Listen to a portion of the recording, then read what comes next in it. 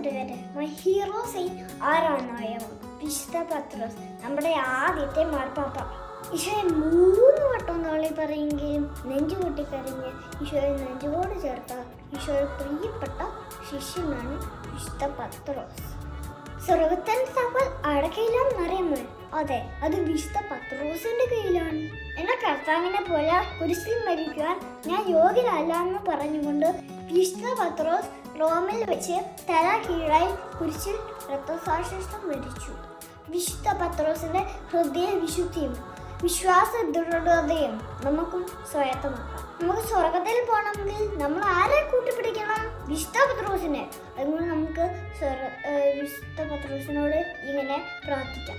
വിശുദ്ധനായ പത്രോസ് ശ്ലീഹ, പ്രാർത്ഥിക്കണമേ ഞങ്ങൾക്കായി. Thank you.